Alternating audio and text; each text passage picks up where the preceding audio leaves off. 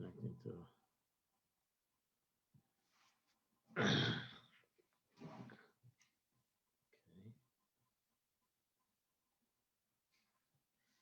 Okay, good evening, everybody. Good evening to another beautiful parsha, the portion of Vayeshev. Vayeshev is a fascinating parsha, to say the least. There's an amazing amount to discuss on Vayeshev. It's interesting the authors of this class, and really the real author of the class is the Lubavitcher Rebbe, who said this sikha, this teaching, is fascinating because it's teaching on one word in the parsha, one word, and on that word, there's a whole Gemara on that word, and on that word, there's a whole lesson that the Rebbe learned to in our lives as we learn from the parsha. So it's such a fascinating concept. It's a fascinating thing that how the Gemara, we don't realize that every letter in the Torah, it has a lesson, and just on one word in this week's parsha, one word, as you're going to soon see, one word on this week's parsha, the machlokes in the Gemara, 3 different sages argue on a word in the parsha. Shows you the beauty and the depth of learning Torah, and how even though the parsha is so much to talk about, but we're going to talk about one word in this parsha. Okay, so let's start. Let's start this journey. So we start this journey with the on text number 1 in your book, page 136. If you don't have a book, then we're holding Genesis chapter 38, verse number 6. So I'll give a identification. Mitchem, in January, the beginning of January, we're going to start the book of Exodus. We're going to coming closer to the end of this book of Genesis.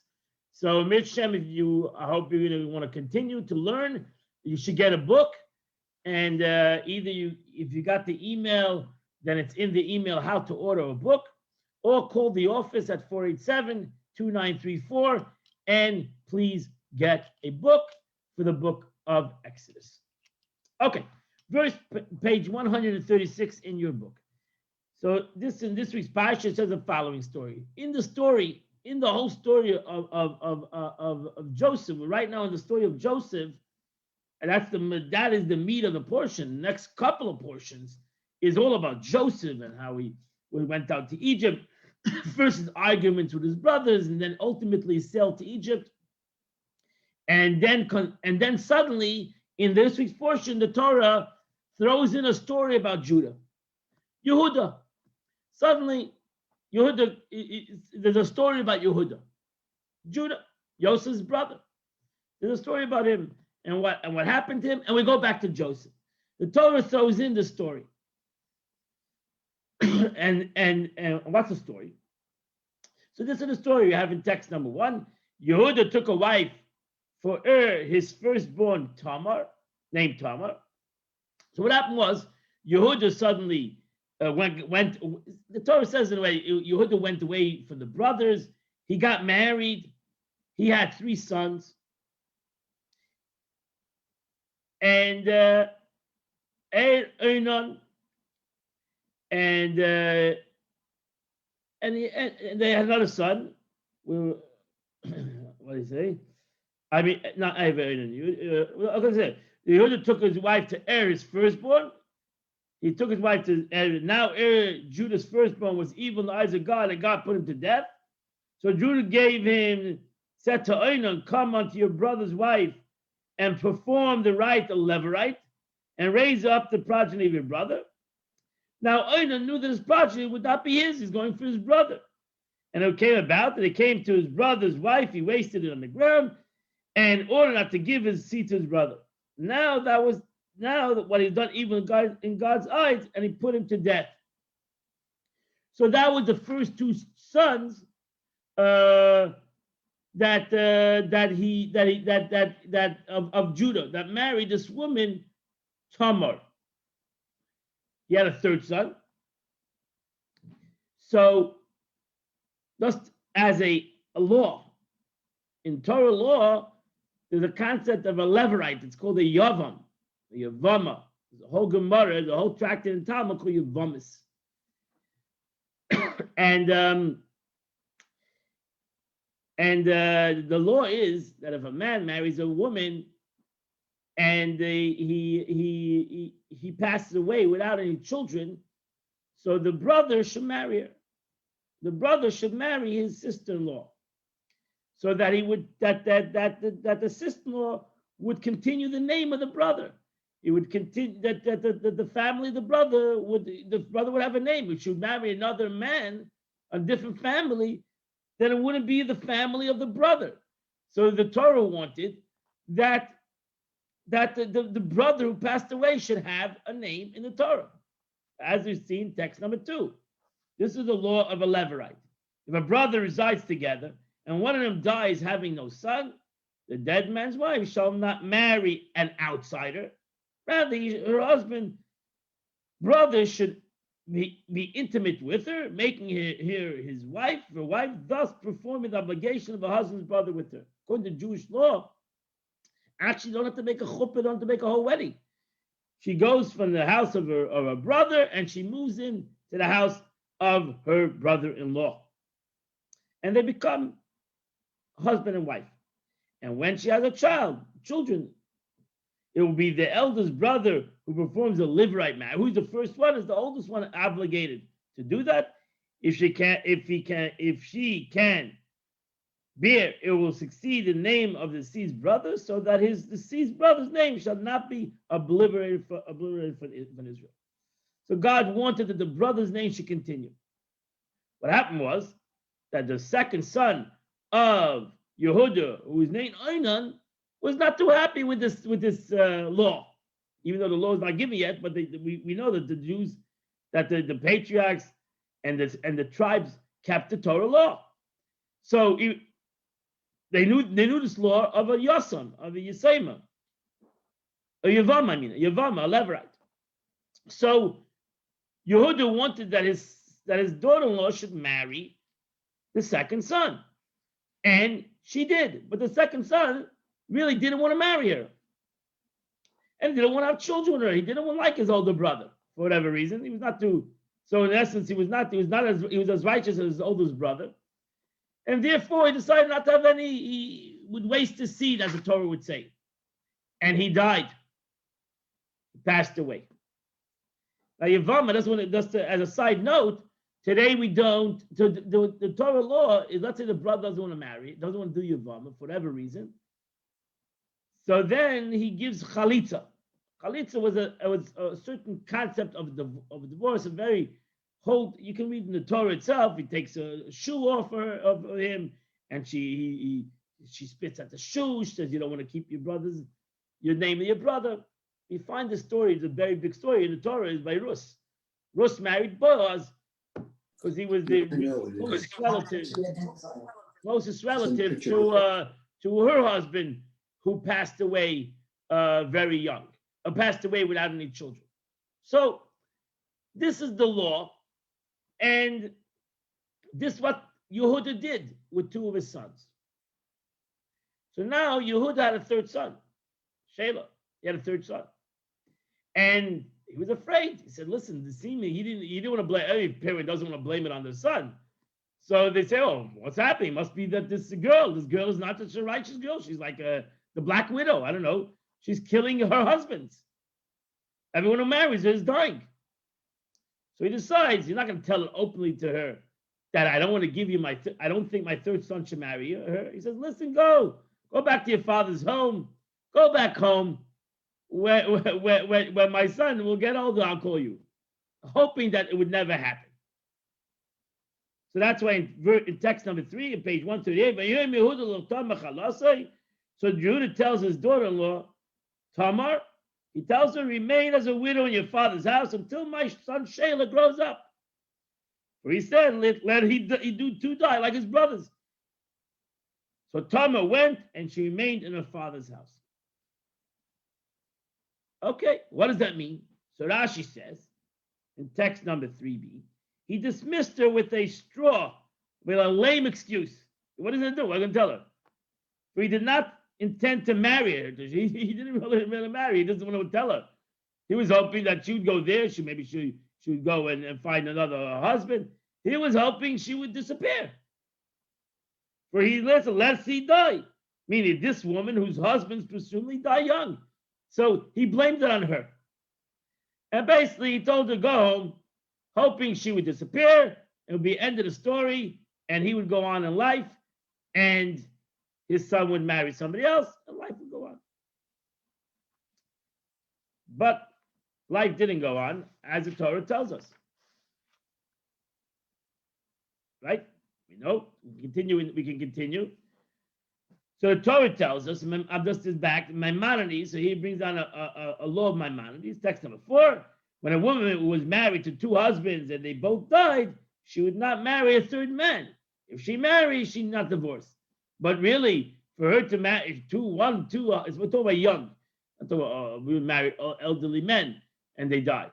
But young people, if a woman marry young people, like you have the same thing in law by a bris. If God forbid a person had one child that died after a bris, another child died after a bris, in the law would say don't circumcise a third child. Because it's dangerous. It seemed like there's an issue with this family with circumcision. So too, it seems like there's an issue with this woman with having young men die suddenly marrying her. Okay, let's go further in the story. We didn't get to what we want to learn yet. Okay, this is where we're gonna come to the story. The real story what happened. So Yehuda then lost his wife. His wife passed away. He's living alone. And the Torah says in text number 5a, which is on page 139. This is all in this week's parasha. Many days passed, and Shua's daughter, Judah's wife, died. And Judah was consoled, and he went up to watch his sheep shears. He and Hira, his Adamite friend, and they went to Timnah. When the Torah says, and it was told to Tamar was with her father's house, saying, "Behold, your father is going to Timnah to shear his sheep." So what happened?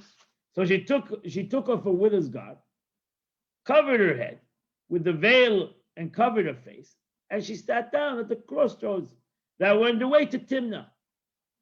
For she saw that Shelah had grown up, but as for her, she was not given to him as a wife. She realized that Yehuda is trying to chip her, and Yehuda is not giving Shelah as her wife. She's like a widower forever. So on his journey to Timnah, he was going up to Timnah.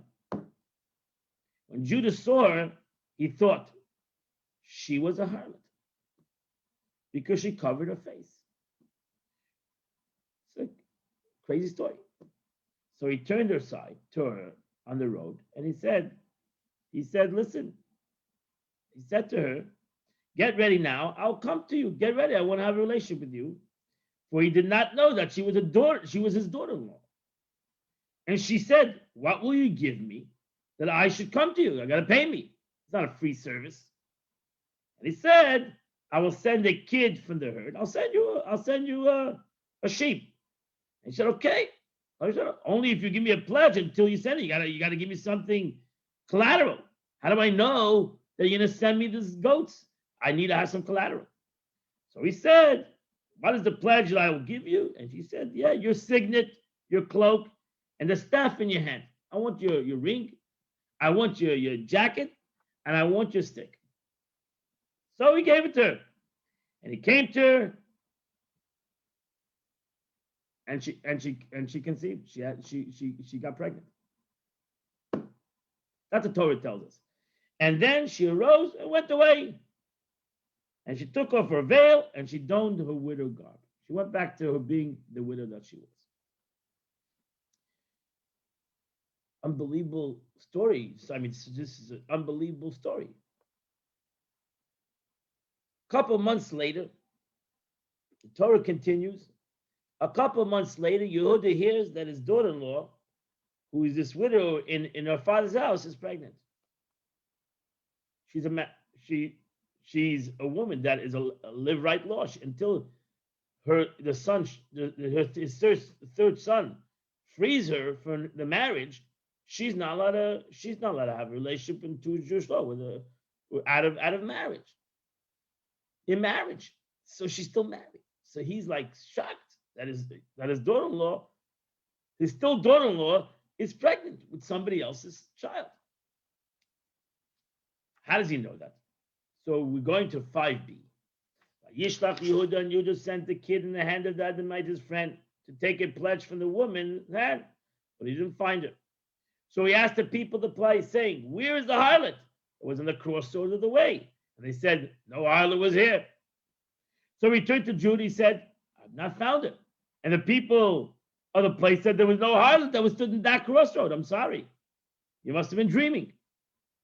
So Judah said, "Let it take."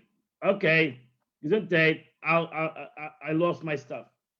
Lest we become laughstock. People going to say, "Behold, I sent this kid, but you didn't find her." People are going to start, the Yantas of the city are going to start talking about the whole story. So forget it. It's all right. I'll walk away from my stick, my coat, and my signet ring, and let her keep it. Now it came, after 3 months, it was told to Judah, saying, "Your daughter-in-law Tamar has played the harlot, and behold, she's pregnant from her harlotry."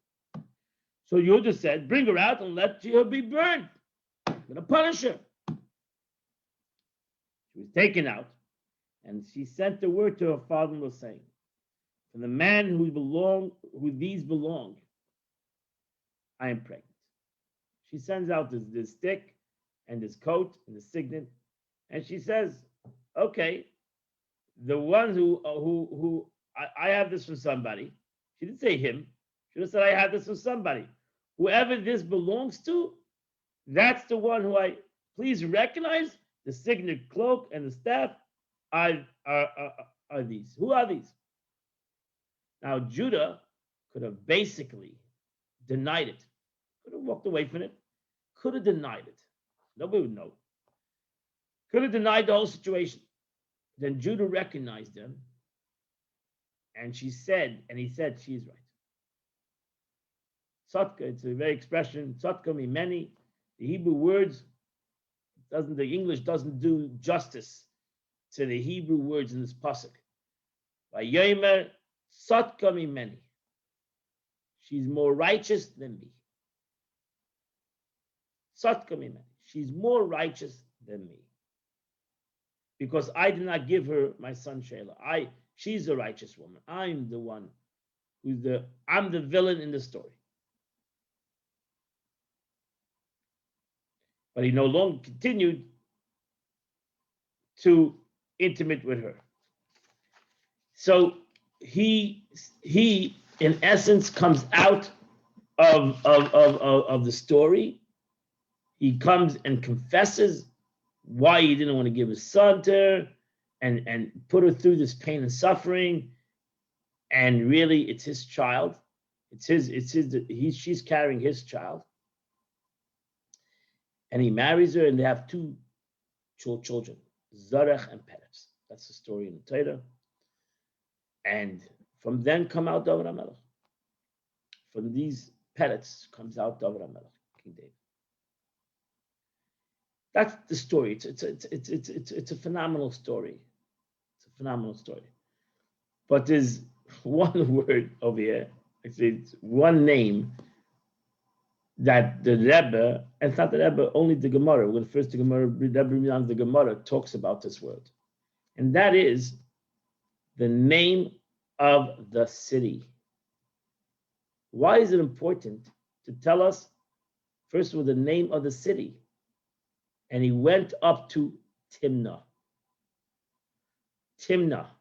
Why is Timnah so important in the story? That the Torah tells us the name of the city, Timnasa. We have it a couple times, but we have it even more beautifully in the page 139, in the 5a, we have an expression. The expression, the second verse, it says, Vayugal Tamar Lemar, and it was told to Tamar saying, Hinechamecha oila Timnasa. Behold, your father-in-law, Judah, is going up to Timnah. He's going up to Timnah. That's a very, you see that in the second verse. He's going, behold, your father-in-law is going up to Timnah to shear his sheep. He's going up to Timnah. The Gemara is going to talk about this expression. He's going up to Timnah. That means that Timnah was on a mountain. He's going up to Timnah. He has to go up to go to Timnah. So the Gemara is fascinated to know where else does it say Timnah in the Torah? Where else do we have the city Timnah mentioned in the whole Torah, in the whole Tanakh? Is any place else mentioned Timnah? That the Torah wants to give a name of a city and that he went to Timnah? I mean, what is Timnah? Timnah really doesn't have to do with the story, but it seems like it's important in the story. So where else is it mentioned Timnah? So the Gemara says that there is another place where Timnah is mentioned. And that is in text number 6. The story of Samson. Samson and Delilah. And that's where he met Delilah, in Timnah. And Samson went down to Timnah, and he saw a woman in Timnah for the daughters of the Philistines. And he came up and he told his father and mother and said, I've seen a woman in Timnah of the daughters of the Philistines, and take her me for a wife. And his father and mother said to him, is there no woman among the daughters of your brothers and among my people, all my people, that you take a wife from the uncircumcised Philistines? But Samson said to his father, take her to me because she's pleasing in my eyes. So here we have Timnah mentioned again. The story of Judah, we have Timnah, and the story of Samson, we have Timnah. Both times the Torah tells us that they went to Timnah. Seems like beautiful women lived in Timnah. But the Torah tells us both times Timnah. Beautiful. So now we have another correlation. Timnah. Where is Timnah today? I have no idea. But then the Gemara says a problem. We have a problem. Because the two times that it mentions Timnah, one time it mentions going up, and the other time it mentions going down. By Judah, it says, we're going up to Timnah. Yehuda is going up to Timnah. And by Samson, it says, he went down to Timnah. How is it possible? If Timnah is on a mountain, then everybody's going up. And if Timnah is in a valley, everybody's going down. So how do you have going up to Timnah and going down to Timnah? So the Gemara, you imagine, the Gemara in Tractate, text number 7, in Tractate of Saita, the Gemara brings down these two stories. And he says, the verse states, and Samson went down to Timnah. But different, the verse states, behold, your father-in-law is going up to Timnah. So is he going up or is he going down? Good question. So, like in any question in the Talmud, we have 3 different interpretations. What's the 3 different interpretations? Lezer says, what is the meaning in the case of Samson, who was disgraced there? Right? He went down and found some Philistine woman who ultimately brought him down. The verse speaks of his descent. He went down to Timnah. In the case of Judah, who became spiritually uplifted there, the verse speaks of his ascent. He went up to Timnah. So Samson was going down. He was on his way down. It says he went down to Timnah. Yehuda was going up. He was going up to Timnah. Okay, that's what Abelezer says. Comes Rabbi Shmuel ben Achmeni, and he says, no. My friends, there were two places called Timnah. There were two places. Don't you have cities in America that have two? You have cities that are called different, same names in different states. There were two Timnahs. Why can't you say that? There were two Timnahs. One Timnah was on a mountain, and one Timnah was in a valley. Yehuda was going to the Timnah of the mountain, and Samson was going to Timnah in the valley. One was reached by traveling downwards, and the other was traveling upwards. That's it. That's how Rabbi Shmuel ben Achmeni says. Comes Rav Papa and says, no. There was one place called Timnah, and it's located on a mountain. The question is, are you coming from the bottom of the mountain? Are you coming from the top of the mountain? If you're coming from the bottom of the mountain, you're going up. If you're coming from the top of the mountain, you're going down. Makes common sense. So there was one place called Timnah, and it's located on a mountain slope. Coming from one direction, one has to travel upwards, downwards. Coming from the other direction, one has to travel upwards. Like and a Papa gives example like Veronia, Barbary, and the market Neresh. These are places that are on a slope of a mountain, and the question is where you're coming from. Okay. So we have three different answers in the story in the word Timnah. Was it Timnah was more of an aspect of a place of going to lose yourself, going to diminish your value, or going to uplift your value, or you're going to a place, two different Timnahs, or you're going to a place that has the capability of both. You can go from bottom up, or you can go from up to bottom. So let's go on the first answer. Let's do the first answer. The Rebbe says, let's understand the first answer. The first answer was that it depends where we're going. We're going up or we're going down. Are you going to elevate yourself, or you're going to diminish yourself? So that would be the two ways. So Yehuda was going to elevate himself, and Tamar and Samson was going to diminish himself. But that's questionable, because this is a very, very sad story. It's a very sad story for Yehuda. It's an extremely sad story. He's going to elevate himself. The story is that after the selling of the son, after the selling of Joseph, actually the brothers blamed it on Judah.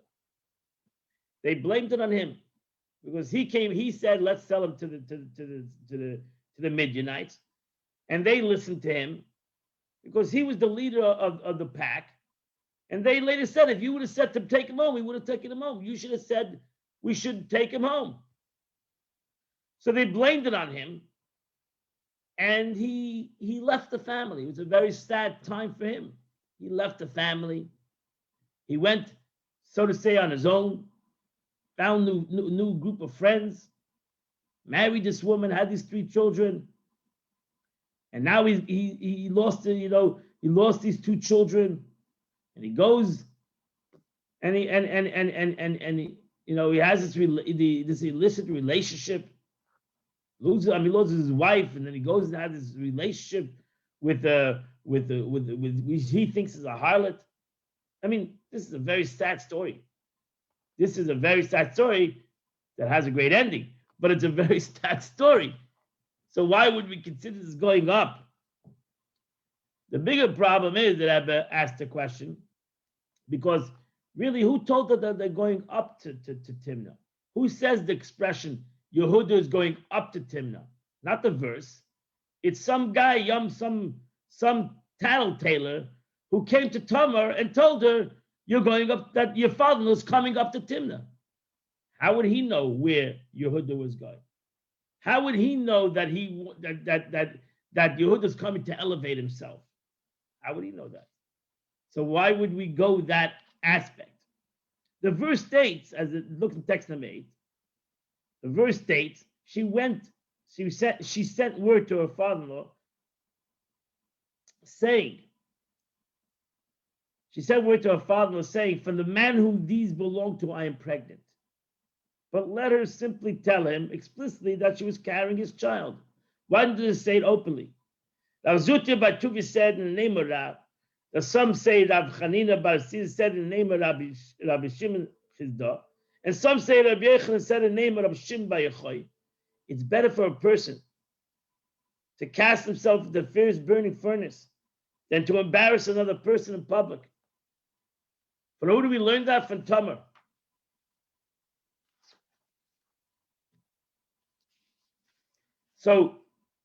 So here we have an unbelievable ending. Therefore, the Rebbe says we've got to go to the second verse, the third interpretation. The third interpretation that says it depends where you're coming from. Where you're coming from below from the bottom up, or below to bottom up, or up bottom. Which way you're heading? So Yehuda, at that moment, going to Timnah changed his life. Going to Timnah, he changed his whole life. And who changed his life was this girl, Tamar, his daughter-in-law. His daughter-in-law changed his life. And his daughter-in-law changed his life by showing that she was ready to go Mesiras Nefesh. She was ready to give up her life not to embarrass him. So when she showed the unbelievable respect that she had to him, that awoke within him something. It awoke within him who he really was. That he was a Ben Yaakov. That he was a son of Yaakov Avinu. And he changed his life. He confessed. He did tshuva. And this was not only to her, this was in public. Right? Because they brought her out in a court case. And you could imagine Yehuda was a knacker in the area. And here they bring her out and she says, who does this belong to? Can you imagine what people are going to think? People are going to say. But when Yehuda saw her righteousness, he automatically had a response of his righteousness, his expression of righteousness. So she was ready to go on Mesiras Nefesh. She was ready to give up her life, not to embarrass him. Not to embarrass him. The Gemara says, that we just read, that we should learn from this how not to embarrass another person. You should be ready to give up your life, not to embarrass somebody else. Because as we know, embarrassing somebody else is like killing him. So Tamar taught us that. Tamar taught Yehuda that. So that's why text number 9. Yehuda admitted his deed with Tamar. And was not embarrassed to do so. What became of him? That he openly admitted, and was not embarrassed to admit his fault. And as I say, I told you before, the expression of Torah, Tzotka Mimeni, she's more righteous than me. I might be Yehuda, I might be the son of Yaakov, but this girl, Tamar, is greater than me. She elevated me. That's how he inherited the world to come. That moment, he inherited the world to come. If he wouldn't have done that, Chas v'Shalom, if he wouldn't have done that, history would be different history. We don't know if David HaMelech, if the kingship of David HaMelech, etc., would come out from Yehuda. It all happened at that moment.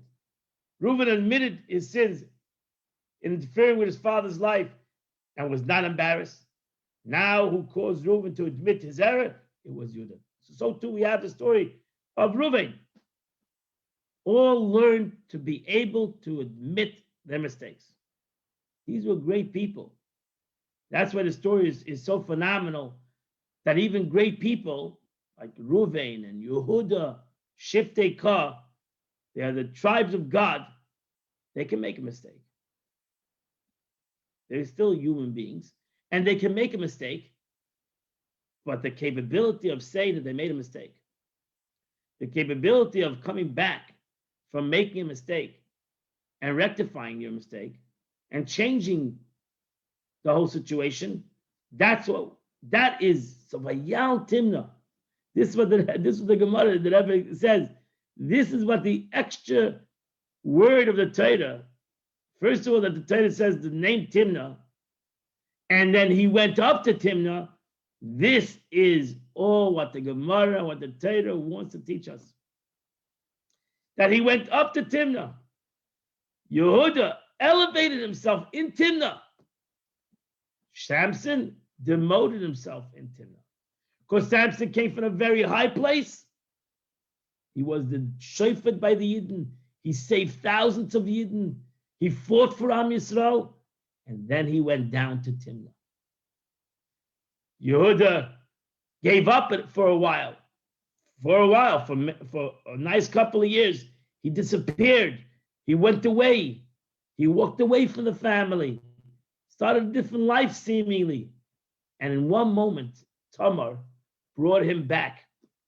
In one moment, Tamar brought him back. That's how you see the greatness of Tamar. You see the greatness of this woman, which Yehuda ultimately said, Satka Mimeni, she's much more righteous than me, and therefore he married her right away because he realized how righteous she was. And they had twins. And the Gemara says, if you remember the Rashi, well, by Rivka, the Rashi says over there that she had twins also. Do we have two in the Torah? We have two people that had twins. Rivka had twins, and Tamar had twins. Rivka had one son who was Esav. Tamar had two righteous children, Zarach and Peretz and Zarach.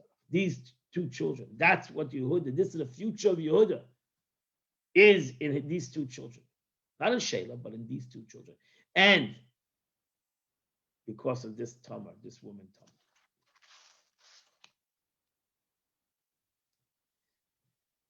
So look at text number 10. The Rebbe writes, our verse statement, your father-in-law is going up to Timnah, is spoken in second person. In other words, these are merely words spoken to Tamar by one of the local townspeople. Surely when he told Tamar that Judah was going up to Timnah, that individual couldn't have been referring to Judah's future spiritual advancement, for he wouldn't have known about it. If so, the question in our verse remains, why does the individual state that Judah went up to Timnah? Why would it say that? How would they know that? So therefore, it's not what he said, it's what Yehuda did. He would have never known what would have been Yehuda's ultimate attitude. Was he going up or going down? He would have never known that. How would that simple guy, this Yenta, who's telling stories to Tamar, how would he know that? If the pasuk would say it, is one thing, but the pasuk doesn't say it. It says the pasuk does say it, but the pasuk says it says in the name of a third person. But Tiga, they told Tamar that Yehuda is going up to Timnah. So therefore, Rashi, Oyla Timnasa is going up to Timnah. When it comes to Samson, it says and Samson went down to Timnah. This apparent contradiction can be resolved as follows. Timnah was situated on a mountain slope. So we'd go up from here and go down to there. Therefore, Rashi himself says the third interpretation is the practical interpretation. Third interpretation, practical interpretation. And what is that interpretation? That it depends on the person that's going. It's not dependent on some spiritual reality. It depends on the person that's going. The reason why Yehuda changed was because Yehuda was ready to change. Because it was in his true DNA. He was the son of Jacob. He just needed somebody to awaken up that change.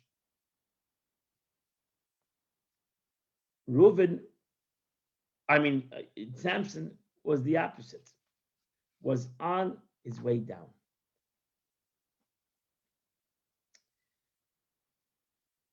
Life, the Rebbe says the most important lesson we learn from this, they call this class the treadmill of life. That's what the name of the class was. The treadmill of life. Life is like journey of a mountain, going up a mountain. You say an expression in text number 12, Mi Yala Bahar Hashem. Avraham Avinu called it a mountain. Life is a mountain. It's going up a mountain. Life is like on a treadmill that is on. Life is a treadmill that's on. If you're going to stop, you're going to fall off the treadmill. The treadmill will throw you off. You're going to get hurt. You need to continue to go.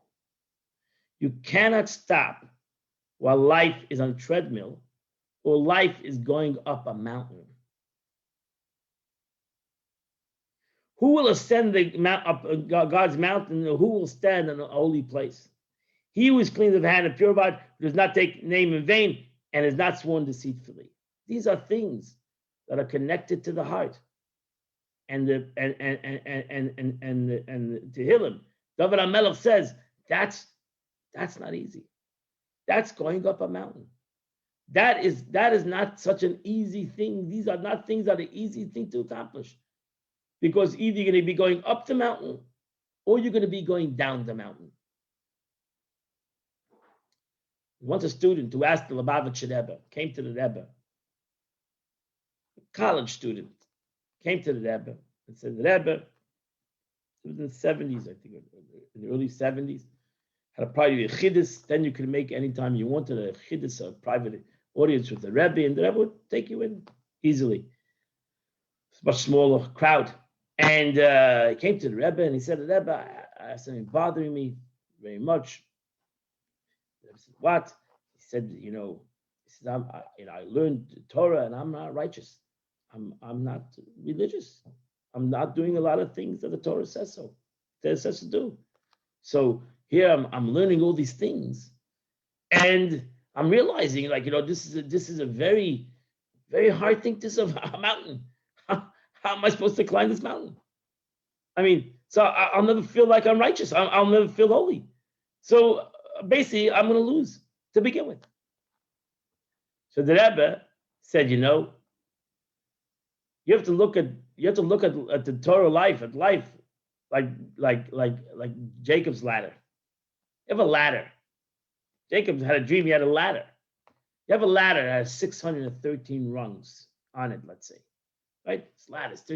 613 rungs. That's a 613 mitzvahs. 613 rungs. And you have two people. I want to ask you a question. You have two people on this ladder. One is going up the ladder, and he's on the 10th rung. The other one is coming down the ladder, and he's on the 100th rung, let's say. Who's higher? The one who's going up, the 10th rung, or the one who's going down? And the young man said, I believe the one who's on the 100th rung is the higher one, because the one got the bottom is on the 10th rung. The Rebbe said, no, that's not true. The Rebbe said, if you're going up, if the one that's going up, doesn't make a difference that he's on the 10th rung, he's higher. Because the one that's going down is going down. You have to start getting on the ladder. You have to start getting on the ladder. That what the Torah wants you to do. Get on the ladder. You're right. It's a 613 rung ladder. Start walking up the ladder. Don't jump a rung because you'll fall. So you got to go run by rung by rung. Start your journey. And if you're going to start your journey, then you are considered on the top of the ladder. Don't worry about the top of the ladder. So that's a beautiful thing. This is what Yehuda, this is what the Rebbe says. Yehuda, the story of these two words, Oila Timnasa. He was going up to Timnah. Yehuda was on his way back up. And the Torah, in essence, in the middle of the story of Joseph, throws in a story of Judah, which now without this story, my friends, we would never understand in 2 weeks from now how Vayigash Elav Yehuda. It would never come to the story that Yehuda stands before Joseph. Yehuda would have been lost, God forbid. He went away from his brothers. Here he came back to his brothers. This story in this week's portion brings us back to the whole concept of Yehuda and Yosef, how they were two different realities. Yosef was a tzaddik, the righteous man. Yosef was the successful spiritual man, and even physical man in his day-to-day works. He handled all his problems. He never fell. He always was focused. And as the Torah says, whatever he did, God made him successful. Yehuda was the struggling man, the Baal Tshuva, the one who stepped down, but he went back up. And that's what's important. That's the most important thing, is he went back up. And because of this story in this week's Parsha, you have the whole bring back of Yehuda and the whole story of the future of the kingdom of the Jewish nation. And that's the lesson to us. So look at text number 12, page 149, where you have there a beautiful statement of the Rebbe. Religious experience is likened to climbing a mountain. We know that when climbing a mountain, one cannot stop in the middle of the incline. One cannot, right? Doing it would almost certainly cause him to slip and fall. Instead, one must continue climbing without stopping. This is what it is. Life, living like a Yid, is not something that's going to be, you're on a treadmill, you're on a mountain. It's not going to be something that's going to be, we're going to do it very relaxed. The same is true with climbing God's mountain of God. One must continue upwards. Oila Tumnasa. You always have to go up to Timnah. Not to reach higher, but to avoid falling. In other words, one mustn't suffice with his current spiritual achievements, because staying put without climbing higher will result in a spiritual decline. So the Rebbe goes even further. Says, okay, you know what? I'm not going to go higher. I'm not going to go lower. I'll just stay where I am. That is a decline in spirituality. Why? Because spirituality is a mountain. And if you're not going to continue to go higher, you're going to slip down lower. It's impossible to stay in an incline that way and stay in one place. You're going to have to either go higher or you're going to have to go lower. One way or the other, it's impossible to stay in the middle. And where do we see this? And the Rebbe says, we see this because Vayeshev, this week's portion, always falls out on Hanukkah. Always falls out on Hanukkah. And this week, Thursday night, is the beginning of Hanukkah. And we read the Parsha Vayeshev. And so Vayeshev always, whether it's the Parsha or 2 weeks prior, Vayeshev Miketz, Vayeshev is always in Hanukkah. And we find something fascinating about Hanukkah, different than any other law in the Torah. Fascinating Gemara. And you have it in text number 13. Our rabbis taught in the Brisa. I tell, and you'll understand what I always tell. I say, when it comes to Hanukkah, everybody is super religious. When it comes to Hanukkah, every Jew in the world doesn't realize he's a fanatical Jew. Why is everybody a fanatical Jew when it comes to Hanukkah? It's one thing one thing in Hanukkah, with the way you light the menorah, you are a super deluper Jew. Why? So our rabbis, this is the Gemara in Tractate of Shabbos. That's where the story of Hanukkah is in the Tractate of Shabbos, the laws of Hanukkah. Rabbis told us in the Brisa, the basic Hanukkah mitzvah is fulfilled by lighting one candle per house. That's, you want to really do the mitzvah, one candle, you light one candle the first night, one candle the second night, one candle the third night, one candle the fourth night. One person lights one candle, and that's it. That's it. It's like Shabbos candles. You light, if you're not a married woman, you light one candle. Finished. You don't light more than one candle. A more preferred way is for each member of the household to light one candle. Okay, so let's go a little bit more stricter. Every person lights one candle.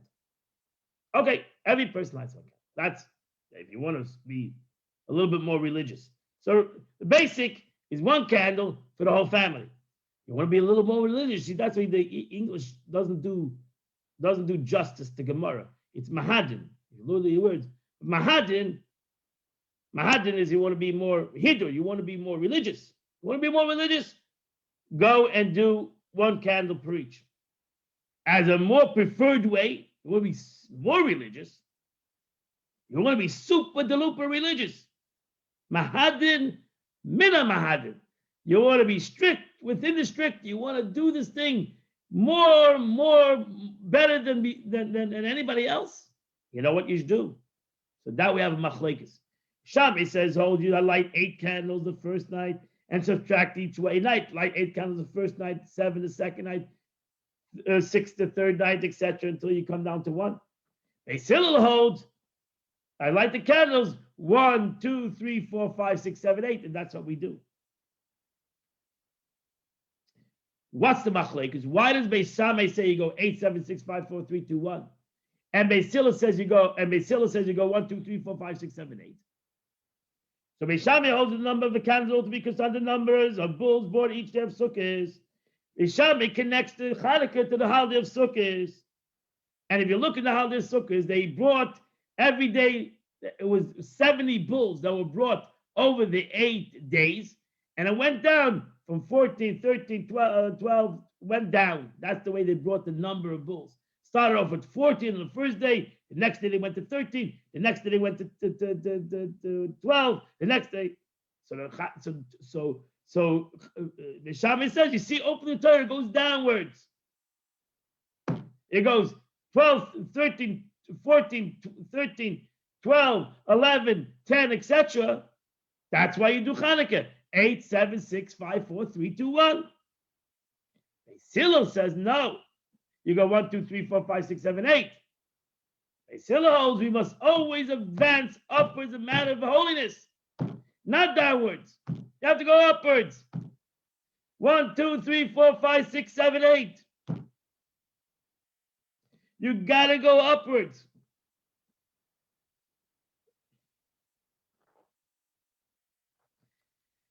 So we go like Beis Hillel, that we have to go upwards.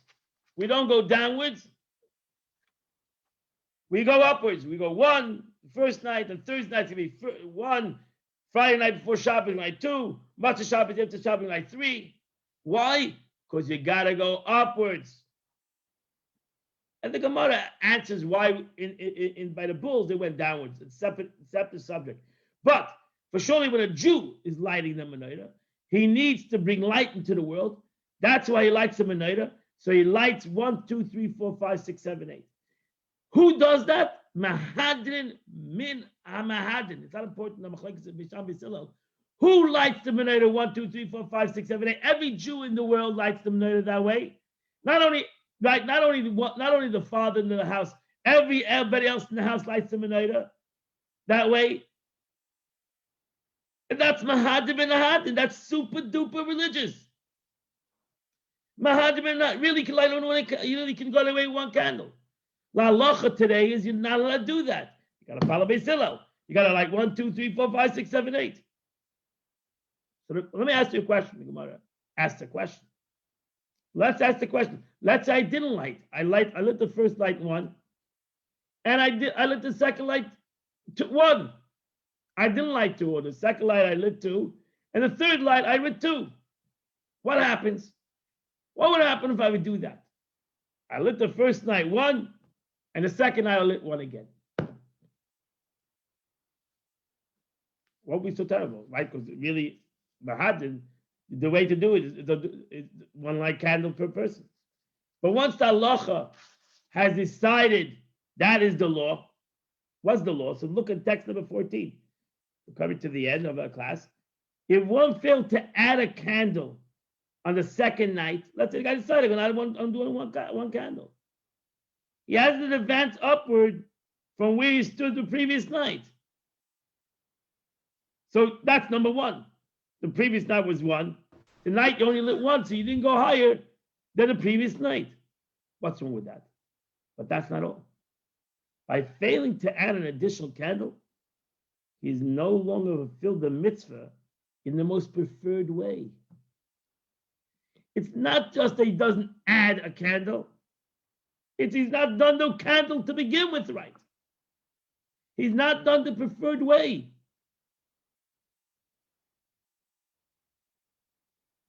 What is machatan? Machatan? You keep saying this. Machatan, I'm saying? I never said the word machatan. I don't know.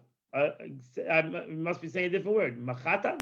You keep saying a word. It sounds like Manhattan or something. I cannot understand what. Can you define that word? You've said it 20 times. I don't know what machatan is. I can't. You're saying the word wrong. Did you say Mahadrin? Mahadrin. Oh. Mahadrin min mahadrin. Mahadrin. Mahadrin means scrupulous. More preferred. Mahadrin. Mehadrin. Mahadrin min mahadrin. So again, the real law is 1 candle. If you want to be Mahadrin, like the Mahadrin milk, Mahadrin, you want to be very scrupulous, light, everyone light 1 candle. Mahadrin mina mahadrin. The more scrupulous Jews light 1, 2, 3, 4, 5, 6, 7, 8. So every Jew on Chanukah is Mahadrin mina mahadrin, is super deluper religious, super deluper Jewish. But again, let's go back to the Rebbe over here. The Rebbe says, you see, he used a different word a little bit. But not only that, by failing to add additional candle, he's no longer fulfilled the mitzvah with the most preferred way. Mahadrin means most preferred. The more preferred, better, more Mahadrin. Somebody can help me out. How you translate the more improved way. We're gonna have to find a better way. I don't know. I don't like the translation per se of the word Mahadrin, preferred. Mahadrin, preferred of the preferred. Okay. He has in fact accomplished less than he did in the previous night. So now the Rebbe says, in essence, now the halacha is you have to go 1, 2, 3, 4, 5, 6, 7, 8. If you're going to decide in the second night to light 1 candle, not only didn't you go better, you did worse than the last night. The last night you did it Mahadrin, mina Mahadrin, you did it preferred of the preferred. And today you did less than yesterday. You did less than yesterday. Doing less than yesterday is doing nothing today. In essence, the law says, that's the point over here. Doing less than yesterday is doing less today. And I've gone worse than yesterday. Yesterday I did 1. Today, by doing 1, I basically did worse than yesterday. I went down. Not I just did 1 today. No, I did worse than yesterday. And that is going down. Mailen Bakodesh. A Jew has to go up in holiness. That means today has to be holier than yesterday. Today cannot be the same as yesterday. That's really the point of Hanukkah. Today cannot be as good as yesterday. If today is as good as yesterday, then today is less. That's what Hanukkah teaches us. if today I'm only going to light, if the second day of Hanukkah, I only light one candle, not that I just missed the candle today. I did less than yesterday. Yesterday I did it mahadrin mina mahadrin. I did it preferred of the preferred. And today, the second day, I did it like a regular, like the first law. You eat one candle for. So I lowered my standard in Yiddishkeit. From the second, so the first day, every Jew is mahadrin mina mahadrin, does it the best way because the first day we light one candle. Now, according to Hillel, he cannot light on the second day one candle. It's impossible. If he's going to light only one candle the second day, he's not gone higher. So he's done less. He's gone lower than the first day. He's not gone to the first day. He's gone lower to the first day than the first day. Because the first day he did it scrupulous of scrupulous, preferred of preferred. And the second day, he did it only like the basic law. So he's gone lower than the first day. So it's impossible. He needs to light 2 candles the second day because he has to go higher. Now the third day, he can't light 2 candles because that will be less than the second day. He's got to go 3 candles. And so on to the fourth day. He cannot light now 3 candles because then the third day he would have been mahadrin, mina mahadrin. He would have been preferred of the preferred. And what is he going to do now? He's going to go back to the basic? He's the preferred of the preferred. He's a special Jew. How is he going to go from the special Jew to a simple Jew? He got to go even more special. And that's why the fourth day, last night, 4 candles. And the fifth day, 5 candles. And so on. Because in Yiddishkeit, you're not only not allowed to go down, you cannot stay stagnant. You cannot stay with the light of the menorah of yesterday. What a beautiful teaching that we learned that Rebbe says from the menorah. And that's why it's connected to the portion of Vayeshev, Yehuda. To not just be happy with yesterday, but Olatumnasa, that to realize you got to go up. You got to go up. Because if you're not going to go up, you're going down, even if you're just like yesterday. Even if you didn't do, you're just like yesterday. No, you're not like yesterday. Yesterday you were on that level. Today you got to go to the level, or you're not yesterday, because yesterday is gone. It's very powerful teaching. I hope I'm saying it right. So he has thus, in fact, accomplished less than he did in the previous night. When he did observe the most preferred way, he did it the first night. He did it the most preferred way. It means that Hillel tells us once the first night you light 1, now it's impossible the second night to light 1. Because if you did it the preferred way on the first night, then the second night you have to light 2. You did it the most preferred way on the second night, the third night you got to go higher because you got to be better than the second night. So you got to light 3. In essence, you have to. That's why it's an expression.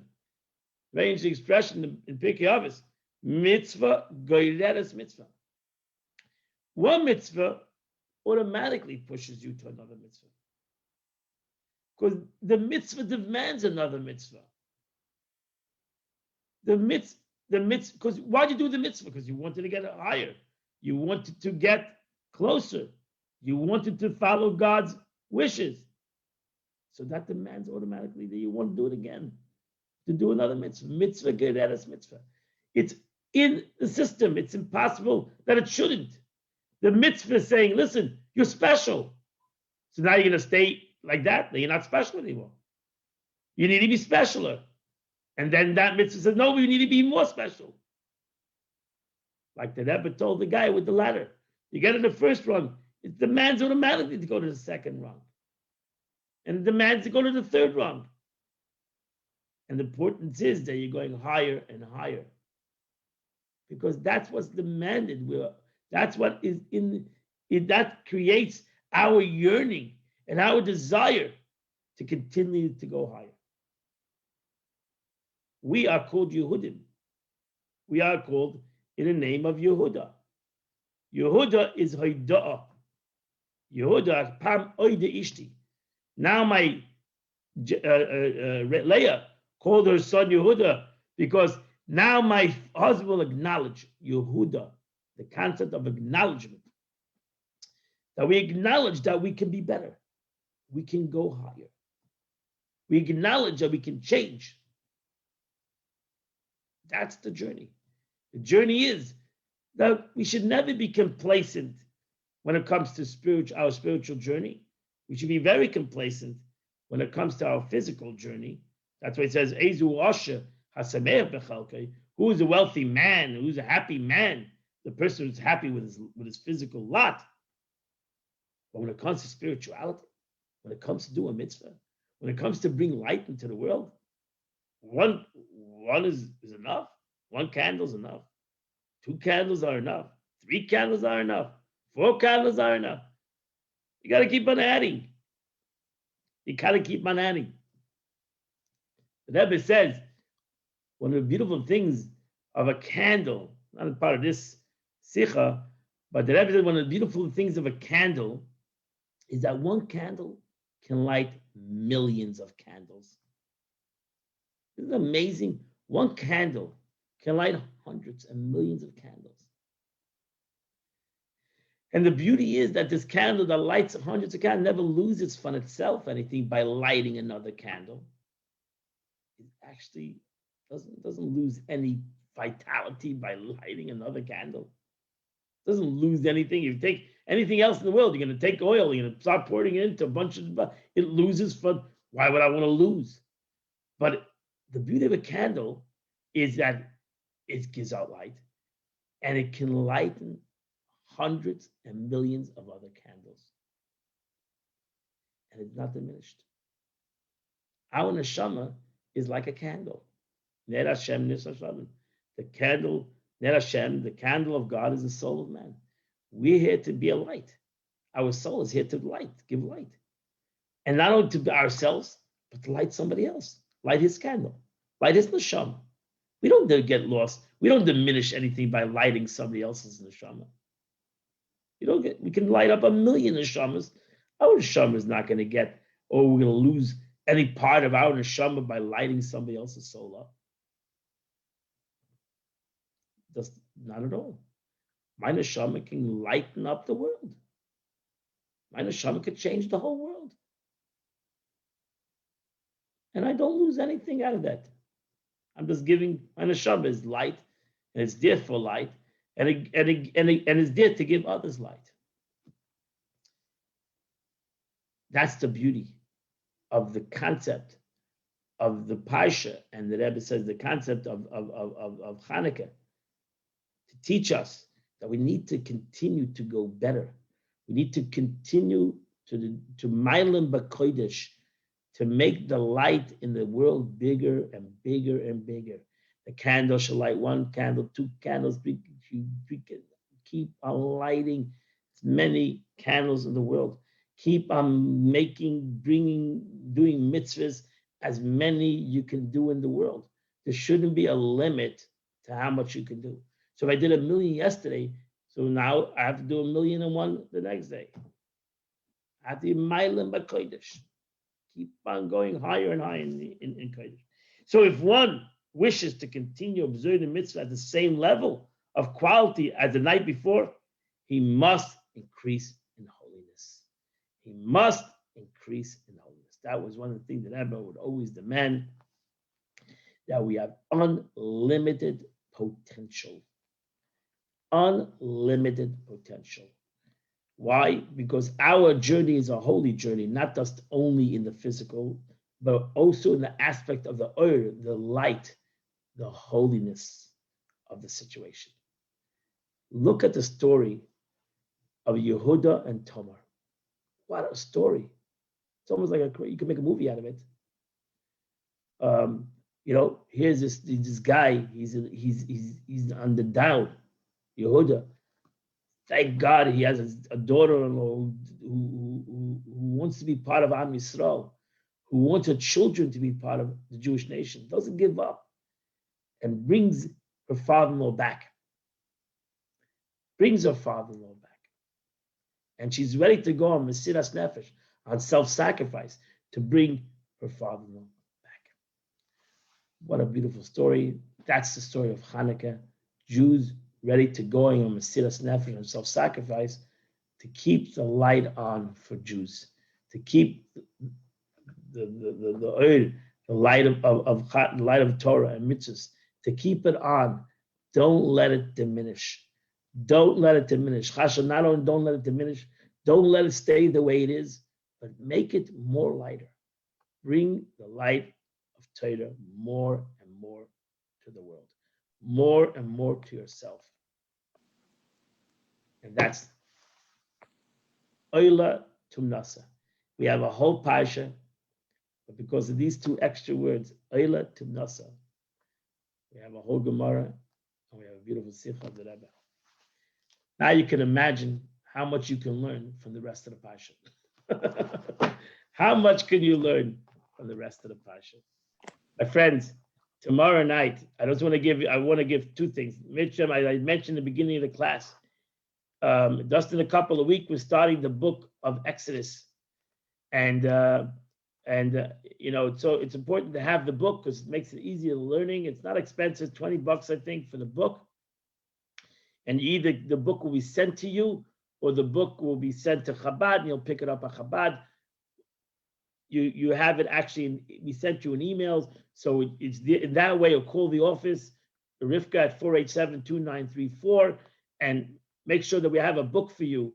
And it's actually, the Exodus is starting on January 5th, the Tuesday of January 5th. So it's around the corner. So please do this as soon as possible. Get the book of Exodus so we can continue learning together.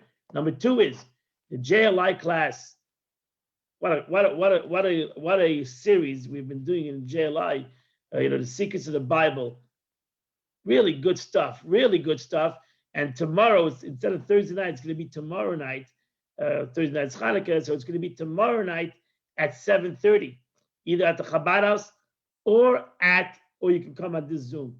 So you can come tomorrow night. The class is on the breaking of the tablets. It's a phenomenal class. Story, the secrets of the Torah, the Kabbalah, of the Chassidus of the story is really going to amaze you. So it's tomorrow night at 7:30. It's either at the Chabad house, as I said, or you can come just on the Zoom and let's listen in. It's a fascinating class. That's tomorrow at 7:30. The Thursday night is Sukkot. Thursday night is Hanukkah, and I hope everybody got their menorahs ready. Please don't. The best way is to light it on oil. That's the best way to light the menorah. The next way is candles. Electric menorah is not accepted. Self-understood. And on Thursday night, actually, only on Zoom, is going to be the candle lighting at the town center, which is not allowing people to come to town center, but you can be able to see the lighting on Zoom only at 5:30. Have a beautiful, wonderful, happy day. If I don't see you before Hanukkah, have a beautiful and wonderful Hanukkah. Have a good night, guys. Rabbi, I want to ask you a question. Yes. I'm Sure. sorry to interrupt you. So tomorrow night, this